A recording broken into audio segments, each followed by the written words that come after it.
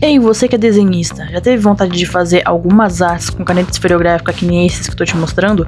Nesse vídeo eu vou te mostrar cada técnica que eu utilizei para fazer essas artes maravilhosas, então fica até o final para você aprender.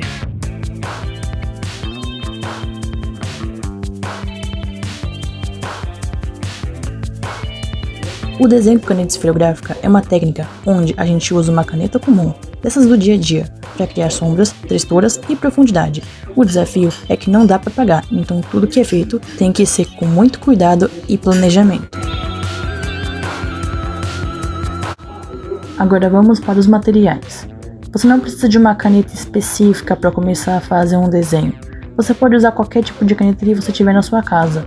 Eu tenho essas aqui, que são as canetas mais básicas.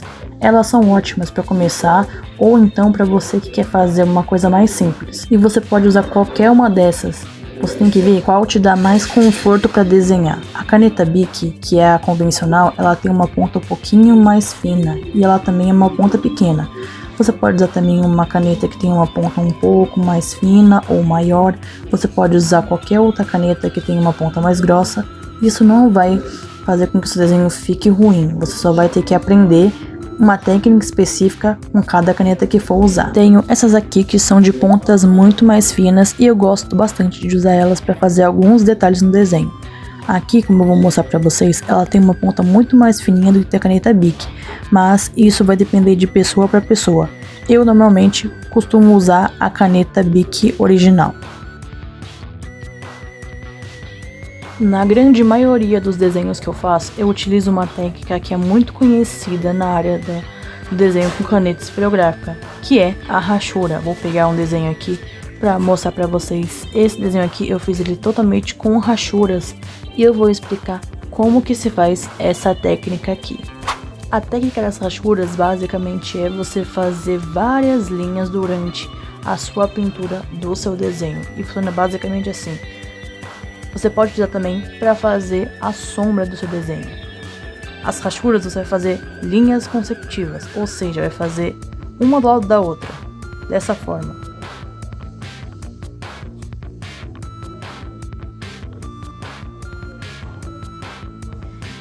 E você pode fazer também elas juntas ou você pode fazer ela um pouco mais espaçada, assim.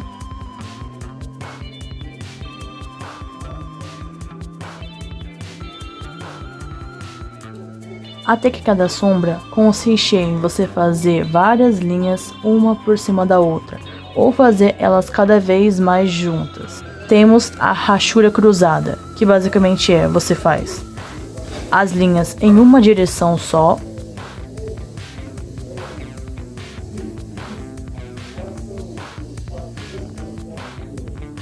e depois, para escurecer, você vai fazer ela na outra direção, por cima do que você já fez.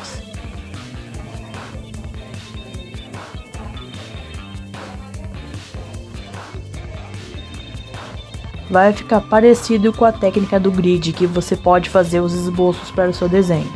E aí você pode ir colocando cada vez mais linhas, uma por cima da outra, para começar a fazer a parte escura. Como essa aqui eu fiz apenas com duas, eu vou fazer com mais linhas para vocês verem o quanto fica escuro.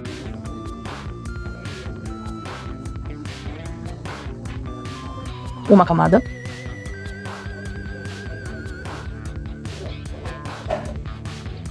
duas camadas,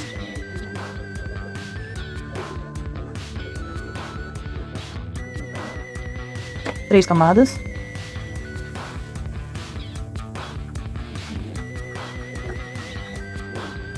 aqui eu fiz com 4 camadas, mas você pode fazer elas com quantas camadas você quiser para fazer escuro. Ou então, você pode fazer a técnica do degradê. Essa técnica é um pouquinho mais complicada, mas eu vou explicar passo a passo para vocês. A técnica do degradê com a caneta esferográfica é basicamente a mesma técnica que você vai utilizar para fazer com o lápis de cor. Eu já fiz um vídeo, ele está no meu Instagram e também aqui no YouTube Shorts, mostrando como se faz um degradê com lápis de cor. O degradê com lápis de cor você vai fazer sempre do escuro pro claro, mantendo ali uma passagem de tons. Como você vai usar uma caneta esferográfica que não tem outra cor além da que você vai utilizar, você tem que manter o peso da sua mão, deixar a mão um pouco mais pesada na parte escura e na parte clara você tem que ir deixando a mão cada vez mais leve. É praticamente a mesma coisa.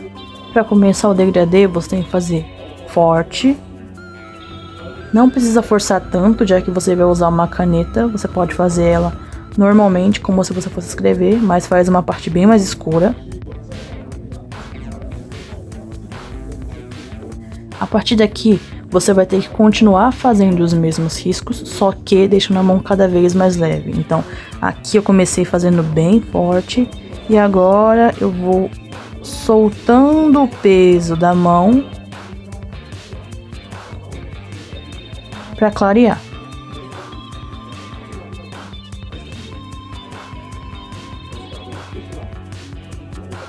Para fazer essa parte desse degradê, você tem que treinar muito a questão do peso da mão. Então, vai demorar um tempo para você conseguir, né, manter o peso da mão leve, mas isso é mais questão de prática.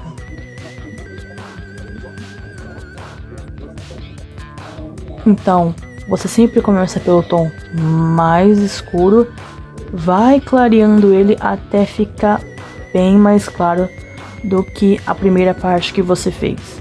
Lembrando que o degradê exige bastante paciência, então você tem que sempre ir treinando aos poucos, fazendo devagar para você sentir que está melhorando cada vez mais. Um exercício que eu recomendo é fazer um retângulo desse e de uma ponta você faz escuro e vai clareando cada vez mais até o outro lado. E tente sempre fazer dentro da marcação. Se você vê que está saindo fora, você tem que tentar se regrar para conseguir manter sempre no meio da marcação que você fez. Então aqui eu vou fazer uma demonstração. Você vai pegar, vai começar, você pode fazer tanto assim deitado como você pode fazer também em pé, não tem importância. Você vai pegar, vai fazendo escuro, lembrando sempre de manter dentro da marcação.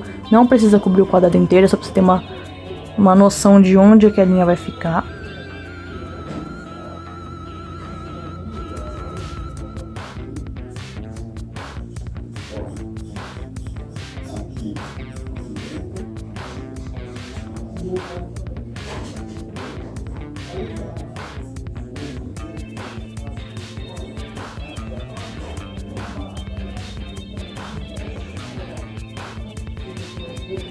Você pode demarcar até onde você vai fazer a parte escura. E aí depois você só vai soltando mais a mão e fazendo a parte média.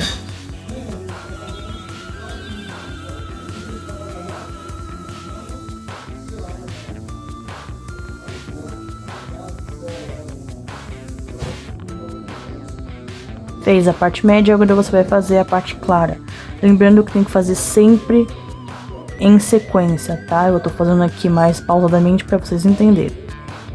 E aí você vai pra parte clara soltando ainda mais a mão, deixando a mão bastante leve.